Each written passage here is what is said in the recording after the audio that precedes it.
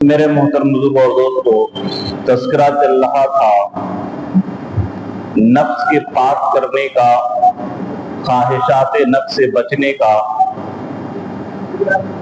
اور نفس کی اصلاح کا طریقہ چل رہا تھا۔ جیسا کہ عرض کیا گیا کہ نفس یہ انسان کا سب سے بڑا دشمن ہے، شیطان سے بھی بڑا دشمن جو ہے وہ نفس ہے۔ دلیل اس کے اوپر یہ ہے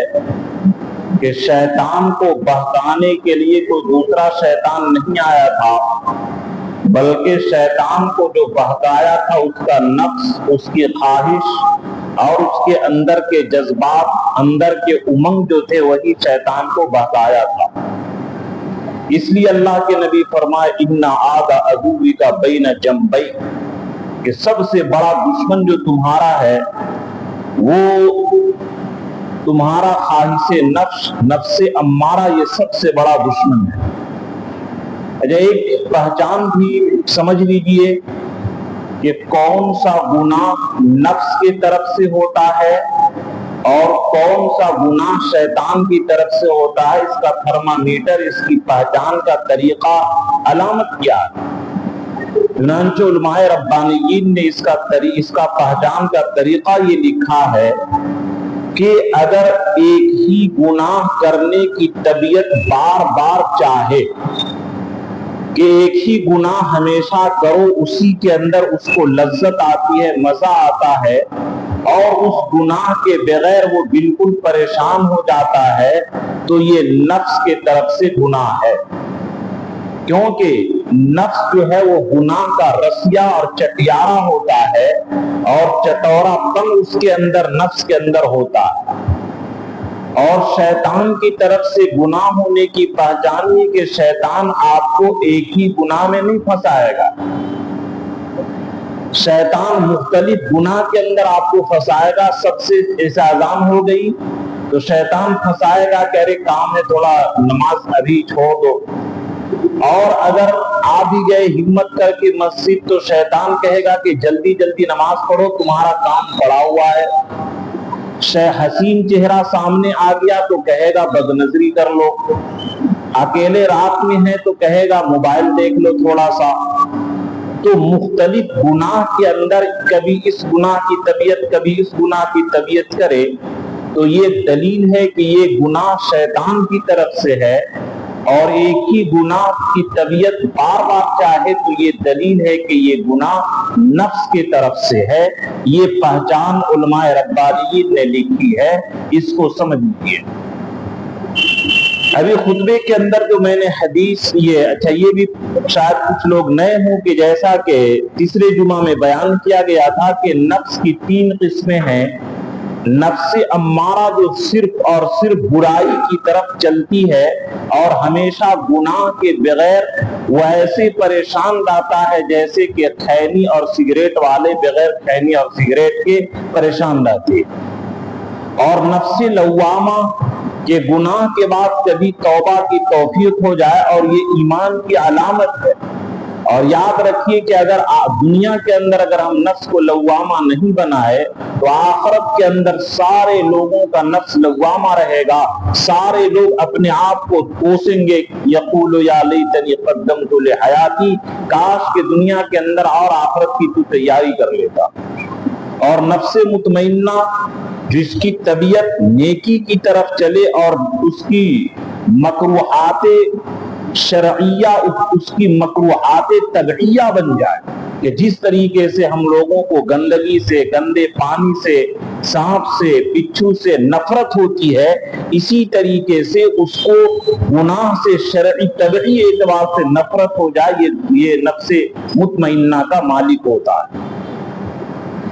خطبے کے اندر جو میں نے حدیث پڑھی اس کی تھوڑی تشریح بیان کر دوں۔ یہ روایت بیہقی کے اندر جابر بن عبداللہ رضی اللہ تعالیٰ عنہ سے مروی ہے، فرماتے ہیں کہ اللہ کے نبی فرمائے اِنَّ أَخْوَفَ مَا أَتَخَوَّفُ عَلَىٰ أُمَّتِي، کہ میں اپنی امت کے بارے میں سب سے زیادہ 2 چیز کا خوف اور 2 چیز کا ڈر رکھتا ہوں، کہ میری امت तबाह और बर्बाद जो होगी वो दो वजह से होगी। मुझे अपनी उम्मत के बारे में दो चीज का बे इंतहा डर है। उनमें से पहली चीज फरमाए अल हवा और दूसरी चीज फरमाए तूलुल अमल। एक तो यही ख्वाहिशाते नफ्स की गुलामी और दूसरा लंबी लंबी उम्मीद, लंबा लंबा प्रोग्राम, लंबा लंबा टारगेट कि हमको ये करना है। ये दोनों चीज मेरी उम्मत के लिए जहर हलाल है और मेरी उम्मत के लिए जहर कातिल। या आखिरत की तैयारी के लिए मेरी उम्मत के लिए सबसे ज्यादा नुकसानदेह है। फरमाए कि ख्वाहिशाते नफ्स का नुकसान क्या है? फअम्मल हवा फयसुद्दु अनिल हक, के बहरहाल ख्वाहिशाते नफ्स ये इंसान को हक से रोक देता है। हक से क्या बल्कि इस्लाम से रोक देता है। आप पढ़ेंगे तारीख के उलमाए यहूद, जितने भी यहूदी आलिम थे, अल्लज़ीना आतैनाहुमुल किताब यारिफूनहु कमा यारिफून अबनाअहुम, कि जितने भी अब्दुल्लाह इब्न सूरिया वगैरह जितने भी यहूद के आलिम थे, उन लोगों ने अल्लाह के रसूल को सही से ऐसे पहचाना था जैसे कि आदमी अपने बेटे को पहचानता है। कि जिस तरह बाप अपने बेटे की हर जिस्म के आज़ा को अच्छी तरीके से पहचानता है, इसी तरीके से सारे यहूदी लोग जानते थे कि अल्लाह के रसूल ये आखिरी नबी हैं और ये सच्चे रसूल हैं। लेकिन उसके बावजूद वो लोग जो ये अल्लाह के रसूल के दीन के कबूल करने से रुके, या अब्दुल्ला इब्न उबय इब्न सलूल ये दीन को ये कबूल करने से जो रुका, ये अम्मल हवा यही ख्वाहिशाते नफ्स थी। कि हम लोगों को जो अभी ताजीम और हमारे यहूदी अवाम जो ताजीम और तकरीम करते हैं, या अब्दुल्ला इब्न उबय इब्न सलूल जो कहा था कि हमको जो लोग ताजीम करते हैं और हमको सरदार बनाना चाहते हैं, ये सरदारी मेरी चली जाएगी। या अबू जहल, अबू लहब, या जितने भी ये कुतबा शैबा, ये जितने बड़े बड़े सरदाराने कुरैश थे, ये रात में जाकर के हुजूर सल्लल्लाहु अलैहि वसल्लम की तिलावत सुनते थे, लेकिन दीन हक को और इस्लाम को इसलिए कबूल नहीं करते थे कि कबूल करने के बाद हमको नऊजुबिल्लाह मोहम्मद की गुलामी अख्तियार करना पड़ेगा। हम जो चौधरी और सरदार बने हैं, मेरी सरदारी खत्म हो जाएगी, मेरी चौधराहट खत्म हो जाएगी। इसलिए वो लोग दीन हक को कबूल नहीं करते थे। और आज भी जितने भी बातिल फिरके वजूद में आ रहे हैं और जितने भी बातिल फिरके के सरगना हैं, कुरान और हदीस को तोड़ मरोड़ करके इस तरीके से पेश करेंगे तो ये फयसुद्दु अनिल हक फअम्मल हवा फयसुद्दु अनिल हक, कि ये ख्वाहिशाते नफ्स जो है ये इंसान को सही दीन से, सही शरीयत से रोक देता है। ये इतना ज्यादा खतरनाक है। बलाम इब्ने बाउदा बल्कि जो फमसलुहु कमसलिल कल्ब, कि उसकी मिसाल कुत्ते की तरह हो गई, यही ख्वाहिशाते नफ्स की वजह से। व अम्मा तूलुल अमल फयुनसिल आखिरा, और लंबी लंबी उम्मीद कि आम तौर पर देखिए शैतान बड़ा चालाक है। गौर कीजिएगा, हम लोग की भी जिंदगी बचपन में गुजरी, बचपन में यही कहते थे कि थोड़ा सा जवान हो जाए और तब अमल करेंगे, फिर चलो शादी ब्याह हो जाए ताकि नफ्स बिल्कुल पाक हो जाए, तब अमल करेंगे। अब जब बीवी बच्चे हो गए तो इंसान की फिक्र होती है कि सारे बच्चे जरा स्टैंड कर जाएं, फिर क्या है बच्चों की शादी हो जाए, फिर क्या है अमल करेंगे। फिर आदमी बूढ़ा हो जाता है, सोचता है कि बच्चे सारे अलग अलग घर बना लें, सारे बच्चे स्टैंड हो जाएं। तो ये लंबी लंबी उम्मीद जो है फयसुद्दु अनिल आखिरा, ये फयुनसिल आखिरा व अम्मा तूलुल अमल फयुनसिल आखिरा, ये लंबी लंबी उम्मीद जो है ये आखिरत से इंसान को गाफिल कर देता है। और ये आखिरत से गफलत ये इंसान के लिए तबाही और बर्बादी है। اور اللہ کے رسول نے تنبیہ کے طور پر فرمایا کہ اے انسان، جس دنیا کی چلتے تم آخرت سے غافل ہو، آدھی دنیا مرتحلۃ ذاہبہ، کہ یہ دنیا تیزی کے ساتھ جا رہی ہے، ختم ہو رہی ہے، وہذہ الآخرۃ مرتحلۃ قادمہ، اور وہ آخرت جس کا اللہ تبارک تعالیٰ نے وعدہ کیا ہے وہ تیزی کے ساتھ آ رہا ہے، اور وَلِكُلِّ وَاحِدٍ مِّنْهُمَا بَنُونَ، اور ہر آدمی کے بعض لوگ آخرت کی تیاری کرنے والے ہیں اور بعض لوگ دنیا کی تیاری کرنے والے ہیں، لیکن تم آخرت کی تیاری کرنے والے بنو، اس لیے کہ فی انکم فی دار العمل ولا حساب، کہ آج عمل جتنا سمیٹنا ہے سمیٹ لو، اور آج کوئی حساب نہیں ہے، اور موت کے بعد وانتم غدا فی دار الحساب ولا عمل، اور مرنے کے بعد تم کو صرف حساب دینا پڑے گا، ایک مرتبہ بھی موت کے بعد سبحان اللہ کہنے کا چانس نہیں دیا جائے گا۔ یہ میرے دوستو اللہ کے رسول کی درد کو دیکھیے، ان اخوف اخاف ما امتی الہوا وطول العمل، کہ میں اپنی امت کے بارے میں سب سے زیادہ ڈر جو محسوس کرتا ہوں کہ میری امت کو برباد جو کرے گی، ایک خواہشات نفس کی پیروی، اور دوسرا لمبی لمبی امید اور لمبی لمبی خواہشات کہ تو چلتا کدھر ہے، دیکھتا کدھر ہے، تیری منزل کہاں ہے اور تو دیکھتا کدھر ہے۔ یہ بڑے افسوس کی بات ہے۔ ان بچہ لوگ کو پکڑ کے باہر کیجیے۔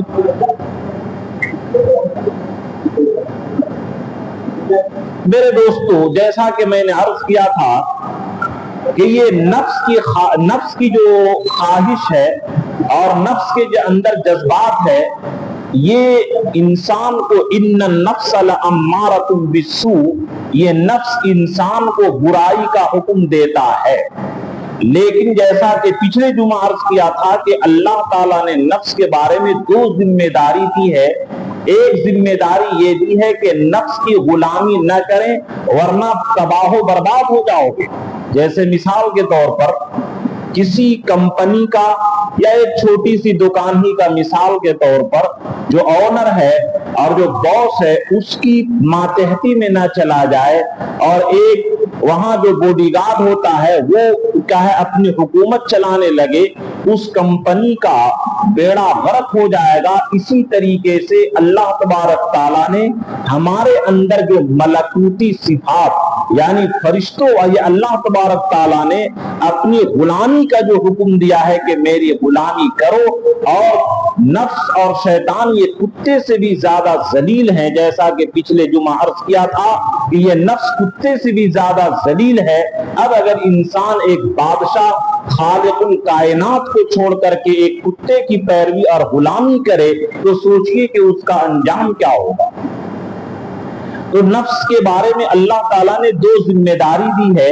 ایک یہ کہ فلا تتبعوا الہوی، نفس کی پیروی نہ کرو، اور دوسری ذمہ داری یہ ہے قد افلح من زکاہا، کہ نفس کو جو پاک کرتا ہے وہ آدمی کامیاب ہو جاتا ہے۔ وعدہ کیا گیا تھا کہ یہ نفس پاک ہوگا کیسے، اس کے بارے میں 4 طریقے لکھے گئے ہیں۔ پہلا طریقہ یہ ہے کہ دعا کا اہتمام رکھا جائے، چنانچہ ہم عائشہ رضی اللہ تعالیٰ عنہ فرماتی ہیں کہ اللہ کے نبی صلی اللہ علیہ وسلم فرمائے کہ جو آدمی فرض نماز کے بعد یہ دعا پڑھے، ربنا لا تزغ قلوبنا بعد اذ ہدیتنا وہب لنا من لدنک رحمہ انک انت الوہاب، کہ جو آدمی پابندی سے اس دعا کو پڑھے گا، ربنا، اے ہمارے رب، لا تزغ قلوبنا بعد اذ ہدیتنا، اے اللہ ہدایت دینے کے بعد ہمارے دل کو ٹیڑھا مت کیجیے، کیونکہ دل جو ہے قلب، دل کے لیے عربی میں آتا قلب، اور قلبہ یقلب کے معنی آتے ہیں بدلنا، اسی سے ہے انقلاب یعنی بدلاؤ۔ تو قلب کو قلب اسی لیے کہتے ہیں کہ ہمیشہ بدلتے رہتا ہے۔ حدیث میں آتا ہے القلوب بین اصبع الرحمن یقلبہ کیف یشاء، کہ دل اللہ کے 2 انگلیوں کے درمیان ہے، جس طریقے سے چاہتا ہے بدل دیتا ہے۔ آپ خود ہم لوگ کا ہے اپنی ذاتی زندگی میں تجربہ کیجئے، کبھی نیکی کرنے کی طبیعت بڑی چاہے گی اور نعوذ باللہ کبھی گناہ کرنے کی طبیعت چاہے گی، تو یہ دل کی خاصیت ہی ہے اور یہ دل اللہ کے قبضے میں ہے۔ اس لیے ہر نماز کے بعد جب یہ آدمی دعا کرے گا کہ اے اللہ جب میرے دل کو آپ نے ہدایت دے دی اور میرے دل کو نیکی کے اوپر جما دیا تو موت تک میرے دل کو نیکی کے اوپر جما دیجئے، اس دعا کی برکت سے انشاءاللہ اس کا خاتمہ بالخیر ہوگا۔ یا اور بھی دعا، ربنا آتنا من لدنک رحمہ ربنا حینا من امرنا رشدا، اے اللہ ہمارے طرف سے ہدایت کے سامان مہیا فرما، ربنا واصلح لی شانی کلہ ولا تکلنی الی نفسی طرفۃ عین، اے اللہ مجھے پلک جھپکنے کے برابر بھی اپنی رحمت سے دور مت کیجیے۔ ان دعاؤں کا اہتمام، یا اگر آپ عربی میں نہیں کر سکتے ہیں تو کم سے کم اردو ہی میں دعا کا اہتمام کیجئے کہ اے اللہ ہم کو جب آپ ہدایت دیے ہیں تو ہدایت کے بعد گمراہی سے اور نیکی کی طبیعت چلنے کے بعد گناہ سے ہماری حفاظت فرما، میرے نفس کو پاک فرمائیے۔ قد افلح من زکاہا وقد خاب من دساہا، اے اللہ جس طرح آپ نفس کی یہ مالک ہیں، اگرچہ ہمارے لیے تو ہم تو کمزور ہیں لیکن آپ طاقتور ہیں، جب آپ مجھے پیدا کر سکتے ہیں تو نفس کو تو بدرجہ اولا پاک کر سکتے ہیں۔ ایک یہ کہ دعاؤں کا اہتمام کیا جائے، دوسرا یہ کہ اگر گناہ کرنے کی طبیعت چاہے تو گناہ کرنے کے وقت میں گناہ پر جو عذاب آیا ہے دنیا اور آخرت کے اندر، ایک عمومی عذاب کہ آدمی جب گناہ کرتا ہے تو گناہ کرنے کی وجہ سے رزق کی برکت اس کی ختم ہو جاتی ہے۔ اب اگر کوئی آدمی آپ کو کہے کہ تم لوگ گناہ مت کیا کرو، دن بھر ہم روزانہ تم کو 5000 روپیہ دیں گے، سارے لوگ گناہ سے بچ جائیں گے۔ تو یہی سوچئے کہ اے اللہ گناہ کرنے پر انسان جو ہے رزق سے محروم ہو جاتا ہے، روزی کی برکت چلی جاتی ہے، سارے لوگ پریشان ہیں کہ کمائی ہوتی ہے لیکن خرچے اور اخراجات پورے نہیں ہو رہے ہیں۔ یہ گناہ کی نحوست ہے، یہ گناہ کی نحوست کی وجہ سے رزق کی برکت چلی جاتی ہے۔ تو گناہوں پر جو سزا آئی ہے، مثال کے طور پر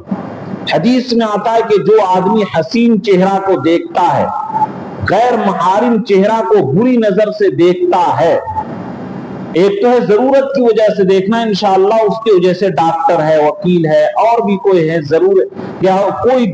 گندی نیت نہیں ہے تو انشاءاللہ اس پر عذاب نہیں ہے، لیکن ایک ہے خواہشات نفس کی بنیاد پر گندی اور بری نیت سے اور نفس و شیطان کی بدنیتی کی وجہ سے دیکھتا ہے، تو حدیث میں آتا ہے کہ اس کے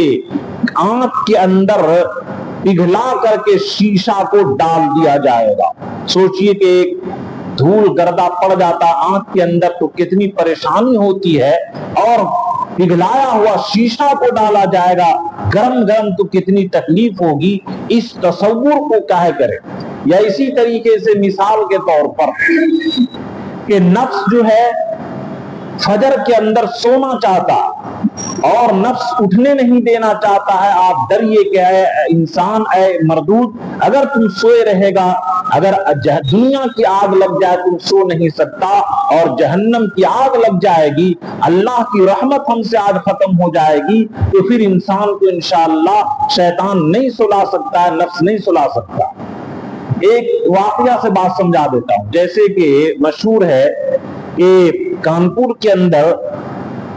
رائٹ کے زمانے کے اندر ایک لڑکی جو ہے وہ آ گئی مسجد کے اندر کہ غیر مسلمین حملہ کر دیں گے اور رات کا وقت ہے۔ پہلے زمانہ میں اس طریقے سے اتنا بھید بھاؤ نہیں رہتا تھا۔ مؤذن سے یا امام سے وہ کہنے لگی کہ اگر ہم باہر جاتے ہیں تو میری عزت کا خطرہ ہے، اللہ کے لیے ہمیں نہ نکالو۔ وہ بولا بھی کہ اگر تم یہاں رہتی ہو تو میری نوکری چلی جائے گی، میری امامت چلی جائے گی، لوگ کیا کیا کہیں گے، اس لیے تم مت رہو۔ لیکن بہرحال اس ایک مسلم لڑکی کی عزت کو بھی دیکھنا تھا۔ وہ امام صاحب کنوارے تھے اور لڑکی اسی کے کمرے میں رک گئی اور وہ امام صاحب پڑھ رہے تھے اور پہلے تو موم بتی وغیرہ جلاتے تھے اور اپنا بستر دے دیا اور یہ رات بھر کتاب پڑھنے میں لگ گئے، عبادت میں لگ گئے۔ لیکن لڑکی دیکھتی تھی کہ پڑھنے کے دوران یہ اپنی انگلی جلاتے تھے اور پھر ہٹا دیتے تھے، اور امام صاحب اس لڑکی کی طرف آنکھ اٹھا کر کے بھی نہیں دیکھے۔ صبح ہو گئی تو امام صاحب نے کہا کہ ماحول بالکل پرسکون ہو گیا، اب تم چلے جاؤ۔ لڑکی بولنے لگی کہ ہم تو جائیں گے، لیکن جب تک کہ تم ایک بات نہیں بتاؤ گے تب تک کہ میں نہیں جاؤں گی کہ انگلی کو تم بار بار یہ جلاتے کیوں تھے؟ امام صاحب نے جواب دیا کہ نفس جب شیطان ہمیں بہکاتا تھا بدکاری کے لیے تو میرا نفس برائی کے حکم دیتا تھا، تو میں نفس کو کہتا تھا کہ ذرا تم موم بتی کے جلن کو تو برداشت کرو۔ جب میں موم بتی کی جلن کو برداشت نہیں کر سکتا ہوں تو پھر جہنم کی جلن کو کیسے برداشت کر سکتا ہوں؟ گناہ سے بچنے کے لیے میں نے اپنے ہاتھ اور انگلی کو جلایا۔ وہ لڑکی کہنے لگی کہ میرے والدین بڑے مالدار ہیں اور متقی اور پرہیزگار لڑکی کے تلاش ہے، میں تو جب بھی شادی کروں گی تم جیسے متقی سے کروں گی کہ جو آدمی اللہ سے اتنا ڈر رکھتا ہو وہ آدمی اپنی بیوی کے اوپر کبھی ظلم نہیں کر سکتا ہے۔ تو یہ میں ایک مثال دیا، دیکھیے یہ مثال کہ یہ کیا ہے، اس کو سرسری میں نہ لے کے کیا ہے اس کی کوئی اہمیت نہیں ہے۔ قرآن پاک نے جہاں پر اللہ کے نبی صلی اللہ علیہ وسلم کو واقعات بیان کیا ہے وہاں وجہ بیان کیا ہے، لِنُثَبِّتَ بِهِ فُؤَادَكَ، کہ اے نبی ہم واقعات اور اس سے اس لیے بیان کرتے ہیں تاکہ اس کے ذریعے آپ کے دل مضبوط ہو جائے۔ اور قرآن کریم کے اندر 1000 قصص کی آیات ہیں کہ جس کے اندر قصے بیان کیے گئے ہیں۔ ان فی ذالک لذکری، کیا ہے کہ اس کے اندر جاننے والوں کے لیے اور تقوی والوں کے لیے نصیحت ہوتی ہے، اس کو سرسری نہ سمجھا کرے۔ تو بہرحال اس طریقے سے پہلا یہ کہ دعا کا اہتمام کریں، دوسرا یہ کہ گناہ کے وقت جو دنیا کے اندر اور آخرت کے اندر عذاب ہے کہ اگر ہم والد ہیں، تصور کرے کہ میرا بیٹا میرے بیوی بچی یہ دیکھ رہے ہوں گے تو میری عزت کیا رہ جائے گی۔ استاد ہے تو یہ سوچے کہ میرے شاگرد میرے مقتدی دیکھیں گے تو کیا عزت رہ جائے گی۔ جب ایک ہم انسان سے اتنا ڈرتے ہیں، اللہ جو مالک الملک ہے اور ان ربک لبالمرصاد، اور اللہ تبارک تعالیٰ گھات لگانے والوں سے بھی زیادہ دیکھتا ہے، اور اللہ تبارک تعالیٰ ہر ایک چیز کو دیکھ رہے ہیں، اس سے کتنا ڈرنے کی ضرورت ہے۔ یہ دوسرا طریقہ۔ تیسرا یہ کہ نفس کے اندر سستی اور کاہلی پیدا ہو تو اس کو مقابلہ کریں اور آخرت کے ثواب کے اوپر للچائیں۔ مثال کے طور پر کہ جو آدمی وضو کر کے سوتا ہے اور وضو کر کے سوئے تو رات بھر اس کو عبادت کا ثواب 6 گھنٹہ یا 7 گھنٹہ جتنا سوئے، بشرطے کہ فجر نہ چھوڑے اور فجر اٹھ کر کے پڑھے، تو اس کو اس کے جسم کے ساتھ فرشتہ لگ جاتا۔ اور ایک حدیث ترمذی کے اندر موجود ہے، اس کا مفہوم یہ ہے کہ جو آدمی تہجد میں اٹھ کر کے دعا نہیں مانگ سکتا ہے تو کم سے کم یہ کرے کہ وضو کر کے سو جائے، اور وضو کرنے کے بعد سوئے، اور جب بھی آنکھ کھلے تہجد کے وقت میں تو سوئے ہاتھ اٹھا کر کے دعا کر لے، اے اللہ یہ ضرورت ہماری پوری کر دے۔ تو بشرطے کہ حرام دعا نہ ہو، دنیا اور آخرت کی جو بھی بھلائی مانگے گا اللہ تبارک تعالیٰ اس کو عنایت کر دیں گے۔ اس طریقے سے نفس کو بہلائی۔ مثال کے طور پر کہ کسی آدمی کی طبیعت نہیں چاہتی ہے کہ ڈیوٹی میں جائیں، کسی آدمی کی طبیعت نہیں چاہتی ہے کہ بیوی بچے کو چھوڑ کر کے گرمی میں برسات میں ڈیوٹی میں جائیں، دکان میں جائیں، لیکن نفس کو لالچ دیتے ہیں کہ اے نفس اگر تم گھر میں آرام کرتا ہے 1-2 لاکھ روپیہ جو مہینہ آئے گا یا دکانداری کے ذریعے جو 50,000 آج کمائی ہوگی اس سے تو محروم ہو جائے گا۔ اس لالچ میں آپ اپنے طبیعت کے اندر ایک اسپرٹ اور تیل اور پیٹرول ڈال کر کے اس کو چلاتے ہیں۔ اسی طریقے سے جنت کی لالچ کہ ایک مرتبہ سبحان اللہ کہنے کا یہ ثواب، ایک وقت کی نماز کا یہ ثواب، اس طریقے سے عبادت کے ذریعے لا عبادت کے اوپر جو ثواب اللہ تبارک تعالیٰ عنایت کیے ہیں اس سے نفس کو للچائیے۔ چوتھا طریقہ جو قرآن نے بیان کیا ہے وَاتَّبِعْ سَبِيلَ مَنْ أَنَابَ إِلَيَّ، یہ جو سیدھے راستے پر چلتے ہیں، جو اللہ والے ہیں، جو اللہ کے نیک بندے ہیں جن کی اصلاح ہو چکی ہے اور جو ہدایت کے راستے پر چلتے ہیں ان کی پیروی کرو۔ چنانچہ ایک مرتبہ حضرت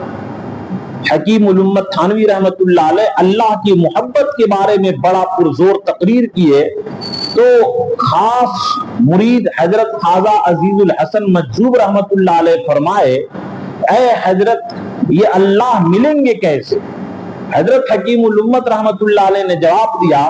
کہ تم اللہ والوں کی جوتیوں میں پڑ جاؤ انشاءاللہ اللہ تعالیٰ تجھے وہاں سے ملیں گے، کیونکہ قرآن پاک نے بیان کیا یا ایھا الذین آمنوا اتقوا اللہ وکونوا مع الصادقین، اے ایمان والو اللہ سے ڈرو اور تم سچے لوگوں کے ساتھ ہو جاؤ۔ قرآن کا اسلوب یہ ہے کہ تقوی کس طریقے سے ملتا ہے، نفس کی پاکیزگی کس طریقے سے ہوتی ہے، اس کا سبب بھی بیان کر دیے کہ تم اللہ والوں کی صحبت میں رہو تمہارا دل پاک ہو جائے گا۔ چنانچہ حضرت مولانا عبد الماجد دریابادی بڑے اردو کے ادیب ہیں، ان کی 2 جلد کتاب ہے ادبی شہپارے، ان کے اردو اتنے کمال کے ہیں پڑھیے گا تو مزہ آتا ہے۔ اسی طریقے سے ان کی عربی ادب بھی بڑی مضبوط تھی، بڑے ذہین تھے، لیکن نعوذ باللہ علم تو تھا لیکن 10 سال ان کی ایسی زندگی گزری کہ دہریت میں یعنی کفر میں 10 سال تک ایمان سے نعوذ باللہ مرتد رہے۔ ایک حضرت حکیم الامت کے خاص مرید سے ملاقات ہوئی، انہوں نے کہا کہ ارے کیا قرآن تو پڑھ لیا کرو، ارے قرآن نعوذ باللہ ایسی بات بولے کی ہمت نہیں ہے بولنے کی مجمع میں، تو انہوں نے کہا کہ ارے تم قرآن کو ہدایت کی نیت سے نہ پڑھو، کم سے کم عربی کی نیت سے، عربی سیکھنے کی نیت سے تو پڑھ لو۔ چنانچہ انہوں نے پڑھا اور فرمایا کہ جو اشکال ہو اس کو نوٹ کرو اور نوٹ کر کے تھانہ بھون جاؤ۔ چنانچہ حضرت حکیم الامت کے مجلس میں گئے اور 3 دن کے اندر ان کی کیفیت بدل گئی، اور 3 دن کے بعد پھر وہ کیا ہے آئے اور پورا مطالعہ کیے تو اللہ تبارک تعالیٰ نے 3 دن کی برکت سے جو 10 سال جن کی زندگی دہریت میں اور ایمان سے ارتداد کی حالت میں گزری تھی، 3 دن کے بعد ان کے حالت ایسی ہو گئی کہ ان کے دل کے اندر دھیرے دھیرے ایمان سبق کرنے لگا، جمنے لگا، اور پھر بعد میں حضرت حکیم الامت سے بیعت بھی ہوئے اور ان کی خدمت بھی کی، اور پھر انہوں نے ایک تفسیر بھی لکھی جن کا نام تفسیر دریابادی ہے۔ تو یہ میرے دوستو اللہ تبارک تعالیٰ نے راستہ بھی بیان کیا وَقُولُوا مَعَ الصَّادِقِينَ۔ چنانچہ اس آیت کریمہ کے ذیل میں مفسرین کرام لکھتے ہیں کہ آج ہم لوگ کہتے ہیں کہ ارے بزرگ رہے کہاں، حضرات مفسرین نے لکھا ہے کہ اللہ تبارک تعالیٰ کبھی بھی طاقت سے زیادہ بوجھ نہیں دیتے ہیں، اور اللہ تبارک تعالیٰ ایسے بے رحم نہیں ہے کہ جس چیز کی وجود نہ ہو اللہ اس کو حکم دے۔ اور یہ آیت قیامت تک کے لیے ہے کونوا مع الصادقین، کہ تم لوگ سچے لوگوں کے ساتھ رہو، سچے لوگوں کے ساتھ اٹھا بیٹھا کرو، ان سے آمد رفت رکھا کرو، ان سے تعلقات رکھا کرو، یہ قیامت تک کے لیے حکم ہے۔ حضرات مفسرین نقطے کی بات یہ لکھتے ہیں کہ اگر قیامت تک اولیاء اللہ نہیں رہتے تو القرآن پاک میں یہ حکم قیامت تک کے لیے نہیں دیا جاتا، لیکن اس سے پتہ ہی چلا کہ قیامت تک اولیاء اللہ رہیں گے۔ البتہ یہ الگ بات ہے کہ پہلے بے انتہا اولیاء ہوا کرتے تھے اور اب آٹے میں نمک کے برابر اور خال خال ہوتے ہیں، لیکن ابھی بھی ایسے بزرگ ہیں جن کی صحبت میں رہنے سے الحمدللہ دل کے اندر ایک اطمینان اور ایمان کی حلاوت، سنت کی مٹھاس، آخرت کی فکر، اللہ کی محبت محسوس ہوتی ہے. یہ میں اپنے تجربے کی بات کرتا ہوں. اس لیے لوگوں کو چاہیے کہ وہ لوگ جن کے دل کے اندر کجی ہے اور ہمارا نفس نہیں چلتا ہے آخرت کی طرف، تو میرے دوستو بزرگان دین کی صحبت میں، ان کی بات سننے میں آدمی کو اٹھنا بیٹھنا چاہیے، ان سے تعلقات رکھنا چاہیے. صحبت کی اثر آگ کی طرح ہوتی ہے. اللہ کے نبی صلی اللہ علیہ وسلم بھی فرمائے الرجل علی دین خلیلہ، کہ آدمی اپنے دوست کے خصلت کے اوپر ہوتا ہے. فَلْيَنْظُرْ مَنْ يُخَالِلُ بِهِ، لہذا دیکھ تاک کر کے دوستی کرو کہ تم کس سے دوستی کر رہے ہو. جس کی دوستی سے ایمانی حرارت بڑھتی ہے اس سے دوستی رکھو، اور جن کی صحبت سے ایمانی حرارت گھٹتی ہے ایسے لوگوں سے بھاگنے کی کوشش کرو.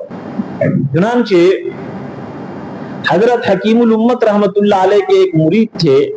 انہوں نے اپنے حالات لکھا کہ حضرت میں بیوی بچوں کے اوپر بڑا جلدی غصہ ہو جاتا ہوں، علاج فرمائیے.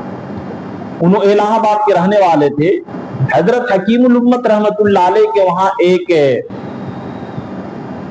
صحبت یافتہ بزرگ تھے، بلکہ خلیفہ تھے. انہوں نے نام لکھا کہ تم فلاں صاحب کے خدمت میں جا کر کے روزانہ 2 گھنٹہ بیٹھو. چنانچہ یہ جا کر کے بیٹھنے لگے، اور بیٹھنے کے بعد وہ کچھ ایک جملہ بھی نہیں فرمائے، بلکہ